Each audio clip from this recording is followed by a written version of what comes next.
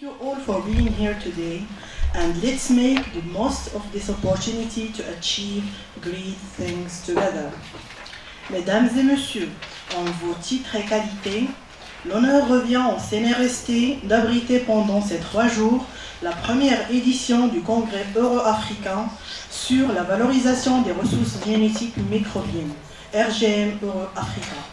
Le centre, par ma voix, a le grand plaisir de vous souhaiter une chaleureuse bienvenue et agréable séjour à toutes les délégations qui ont pu faire le déplacement à Rabat.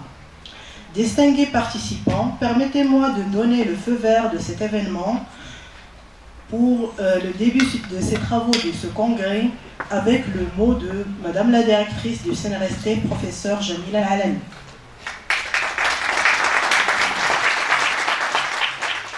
Merci Iman. Je rappelle que Madame Iman Assad, c'est le chef de service coopération au CNRST.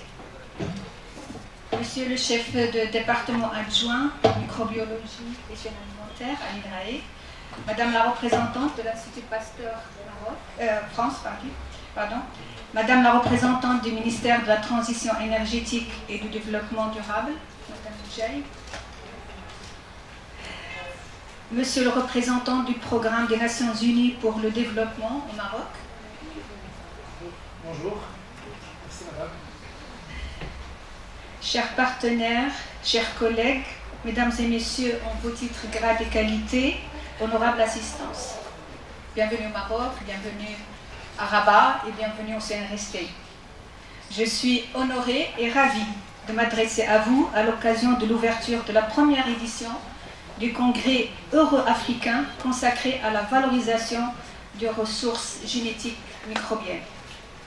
Aujourd'hui, nous sommes réunis autour d'une même passion, la recherche et l'innovation dans le domaine des micro-organismes, ces acteurs invisibles, mais pourtant essentiels au fonctionnement et à l'équilibre de notre environnement. Mesdames et messieurs, ce congrès se tient dans une conjoncture internationale marquée par d'importants bouleversements où la biodiversité, la sécurité sanitaire, les transitions écologiques et la souveraineté scientifique sont au cœur des débats. Dans ce contexte, le rôle joué par les ressources génétiques microbiennes n'est pas des moindres dans de nombreux domaines, que ce soit en agriculture, en santé, ou encore dans la biotechnologie, l'industrie et l'environnement.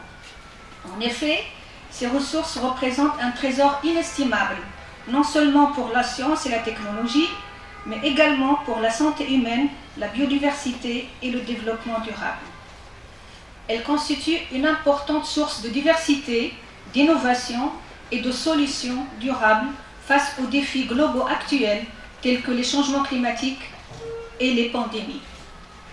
De nos jours, les enjeux globaux exigent des solutions audacieuses et innovantes. Et c'est ici que notre expertise collective prend tout son sens. En partageant nos connaissances et en collaborant, nous avons l'opportunité de raccorder nos synergies au bénéfice de la société dans son ensemble. À cet égard, ce congrès constitue un moment opportun pour créer cette dynamique collaborative euro-africaine, partager nos expériences, croiser des idées, ainsi que promouvoir l'émergence de partenariats structurants autour d'une valorisation responsable, éthique et durable des ressources biologiques. Ainsi, de par cette première édition, l'opportunité sera donnée aux participants d'échanger sur les récentes avancées en microbiologie, en génomique et en biotechnologie, ainsi que les bonnes pratiques afférentes à l'accès aux ressources génétiques conformément aux cadres internationaux existants. Elle a également pour objectif de contribuer au renforcement des capacités scientifiques et technologiques, notamment à l'échelle du continent africain. Honorable assistance, le Centre national pour la recherche scientifique et technique, acteur majeur du système national de la recherche scientifique et de l'innovation, est engagé dans la mise en œuvre d'une recherche d'excellence ouverte et tenant compte des enjeux sociétaux. Il met à la disposition de la communauté scientifique des infrastructures modernes, notamment via ses plateformes analytiques et sa collection des micro-organismes. Dans ce sens, les collections coordonnées marocaines de micro-organismes, qu'on appelle CCMM, constituent une infrastructure nationale stratégique dédiée à la conservation, au dépôt, à la caractérisation et à la valorisation des ressources microbiennes du Maroc. Elle contribue à la préservation du patrimoine microbien national, de la biodiversité et des souches autochtones associées aux connaissances traditionnelles, tout en offrant aux chercheurs une plateforme sécurisée pour les dépôts et la conservation de leurs souches microbiennes. Les CCMM regroupent actuellement près de 2000 souches de micro-organismes, entre bactéries, levures et moisissures, et soutiennent la recherche scientifique, l'innovation biotechnologique et le développement durable dans le respect des standards internationaux ainsi que des réglementations relatives à la biodiversité et au partage juste et équitable des avantages. Leur reconnaissance en tant qu'autorité de dépôt international atteste le positionnement du Maroc en tant qu'acteur de référence au niveau régional et international dans ce domaine. Je rappelle qu'on était le premier pays africain et arabe à avoir cette reconnaissance à l'international. De surcroît, le CNRST contribue à travers sa participation à des programmes de coopération internationale, notamment avec des partenaires africains et européens, à la structuration d'un écosystème scientifique, dynamique, reposant sur la complémentarité des expériences et le co-développement de solutions innovantes. Mesdames et messieurs, permettez-moi de vous donner quelques statistiques en termes de production scientifique marocaine liée aux ressources génétiques microbiennes. Ainsi, durant la période 2020-2025, on a interrogé la base de données Scopus. Donc la production scientifique marocaine dans cette base, je rappelle qu'on l'a consultée le 15 mai, donc c'est tout récent, le 15 mai 2026. Alors la production scientifique marocaine, elle a augmenté de 780%, donc entre 2020 et 2025. 61,8% de cette production est dans le cadre de la coopération internationale. Je pense qu'on mérite des applaudissements.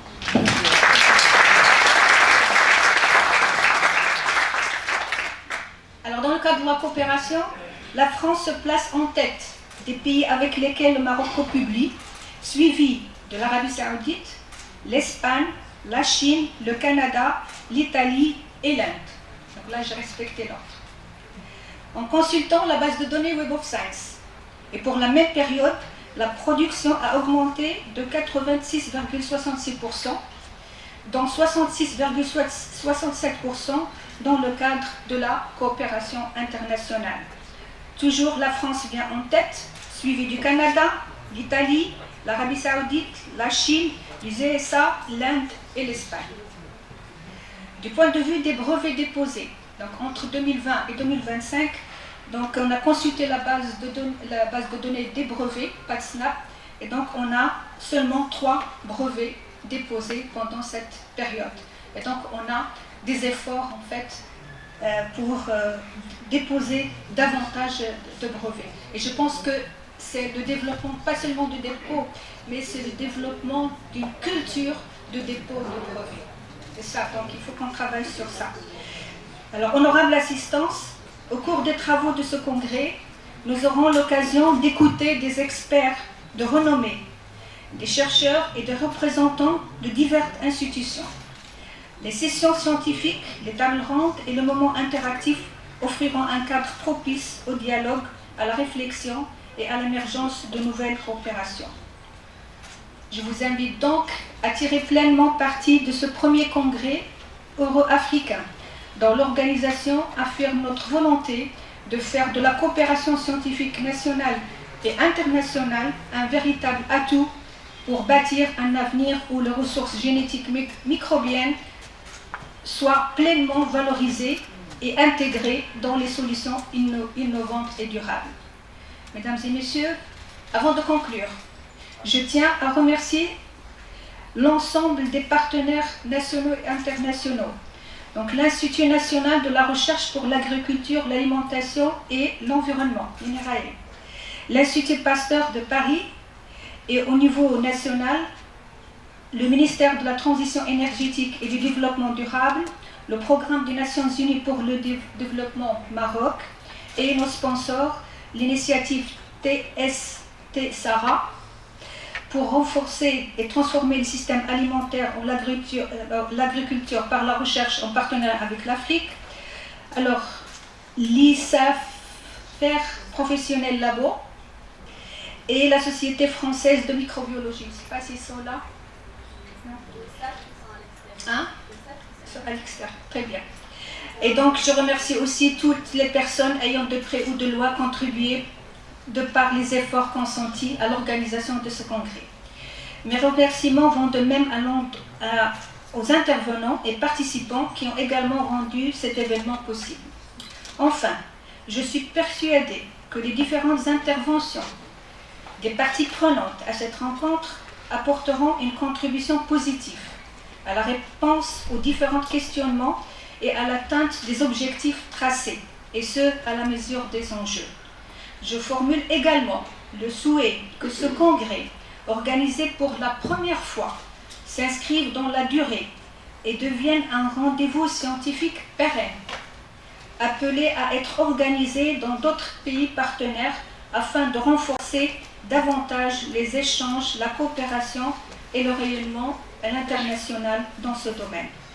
Je vous souhaite à toutes et à tous un congrès fructueux, stimulant et plein d'échanges enrichissants et d'idées novatrices. Je vous remercie de votre...